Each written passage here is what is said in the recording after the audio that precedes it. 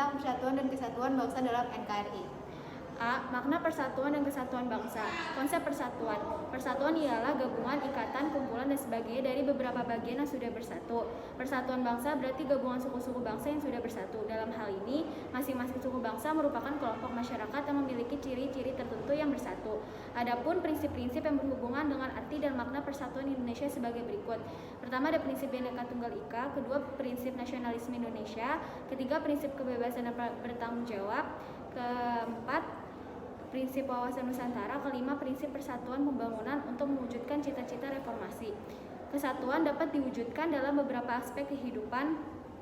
Adapun wujud yang dimaksud sebagai berikut. Pertama, ada perwujudan Kepulauan Nusantara sebagai satu kesatuan politik. Kedua, ada perwujudan Kepulauan Nusantara sebagai satu kesatuan ekonomi. Ketiga, ada perwujudan Kepulauan Nusantara sebagai satu kesatuan sosial budaya. Terakhir, ada perwujudan Kepulauan Nusantara sebagai satu kesatuan.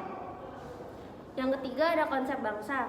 Bangsa diartikan sebagai sekumpulan orang yang mendiami suatu wilayah. Unsur-unsur terbentuknya bangsa ada kesatuan sejarah, kesatuan nasib, kesatuan kebudayaan, kesatuan wilayah, dan kesatuan asas kerohanian. Tujuan bangsa Indonesia tercantum dalam pembukaan Undang-Undang Dasar 1945 alinea keempat. Adapun tujuan bangsa Indonesia sebagai berikut: melindungi segenap bangsa Indonesia dan seluruh tumpah darah Indonesia, memajukan kesejahteraan umum, mencerdaskan kehidupan bangsa, ikut melaksanakan ketertiban dunia dan berdasarkan kemerdekaan, perdamaian abadi, dan keadilan sosial. Yang keempat, ada integrasi nasional. Integrasi nasional adalah suatu proses penyatuan dan pembangunan sebagai aspek sosial budaya, etnis, latar belakang ekonomi ke dalam kesatuan wilayah dan pembentukan bangsa. Adanya integrasi nasional bertujuan untuk mewujudkan keamanan dan ketertiban bersama, menciptakan kesejahteraan dan kemakmuran kepada seluruh pihak, dan meningkatkan kependudukan bagi generasi semua etnis. Adapun faktor pemersatu bangsa Indonesia sebagai perekat persatuan sebagai berikut: ada Pancasila, ada Undang-Undang Dasar, bendera merah putih, lagu kebangsaan Indonesia Raya, bahasa Indonesia, dan Sumpah Pemuda. Dan yang kelima, ada konsep nasionalisme. Nasionalisme adalah suatu paham kebangsaan dari masyarakat pada suatu negara yang mempunyai kesadaran serta semangat cinta tanah air.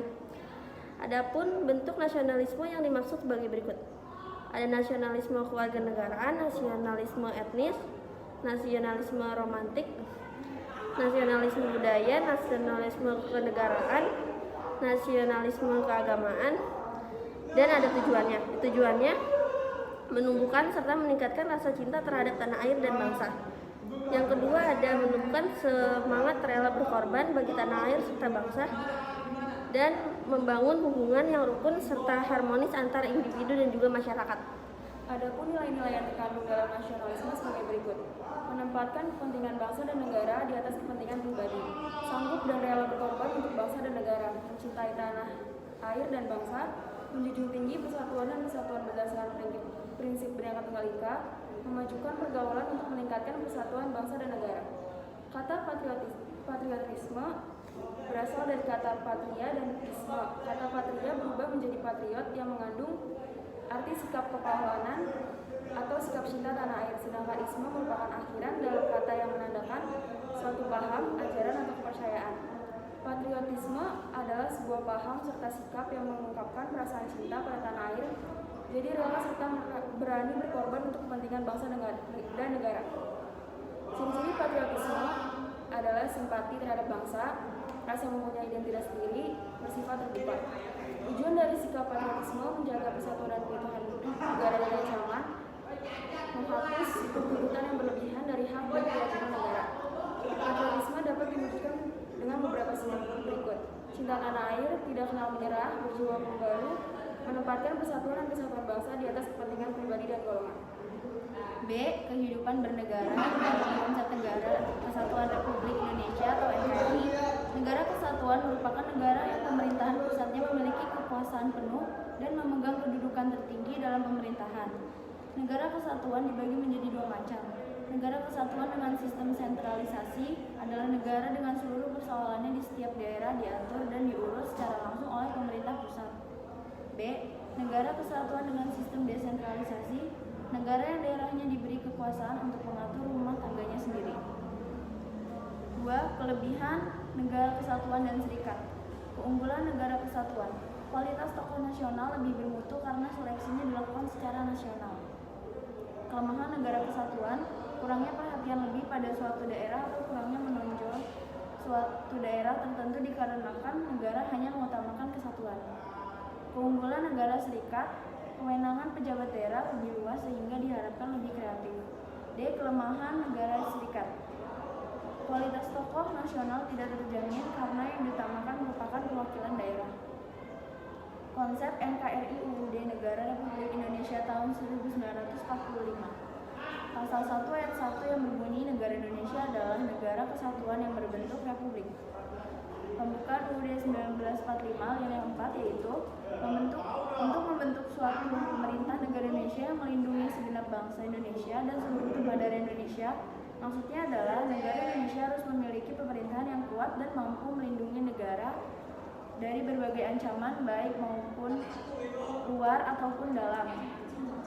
Kemudian juga mampu mensejahterakan rakyatnya. Keunggulan NKRI, jumlah dan potensi penduduknya yang sangat besar, memiliki wilayah yang sangat luas, penduduk Indonesia yang sangat religius. C. Faktor pendorong dan penghambat persatuan dan kesatuan. Persatuan Kesatuan Masyarakat Indonesia yang majemuk diungkapkan pertama kali oleh seorang tokoh terkenal di Kerajaan Majapahit yaitu Huruf-Quran. Persatuan dan kesatuan bangsa tidak muncul dengan sendirinya. Persatuan dan kesatuan bangsa dapat dipicu oleh beberapa hal. Adapun faktor-faktor yang dimaksud sebagai berikut. Yang pertama ada faktor-faktor pendorong, faktor-faktor sejarah yang menimbulkan rasa senasib dan seperjuangan, rasa cinta tanah air di kalangan bangsa Indonesia, dan rela berkorban untuk kepentingan bangsa dan negara. Selain faktor di atas, ada 3 faktor yang tidak kalah penting, yaitu Sumpah Pemuda, Pancasila, dan Bhinneka Tunggal Ika. Sumpah Pemuda. Sumpah Pemuda merupakan suatu peristiwa bersejarah yang sangat penting dalam mencapai kemerdekaan Indonesia. Dikenal sebagai simbol persatuan Indonesia yang disingkat menjadi satu nusa, satu bangsa, satu bahasa Indonesia. Adapun makna dari Ikrar Sumpah Pemuda adalah sebagai berikut. Persatukan dan menaikkan martabat Indonesia. Yang kedua, melihat Indonesia secara keseluruhan. Dan yang ketiga, menunjukkan keberanian para pemuda. Yang kedua ada Pancasila. Pancasila dapat memperkukuh persatuan dan kesatuan bangsa karena nilai-nilainya bersifat universal atau menyeluruh. Artinya, nilai-nilai Pancasila tidak diciptakan hanya untuk satu suku bangsa ataupun diperuntukkan bagi penganut agama tertentu saja.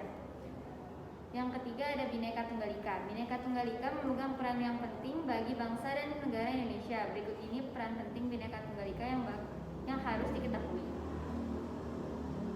Yang pertama ada Negara Kesatuan Republik Indonesia, lalu menciptakan persatuan di Indonesia, membangun kehidupan nasional, membangun berbagai aspek di Indonesia, mencapai tujuan nasional, dan penentu kebijaksanaan peraturan negara.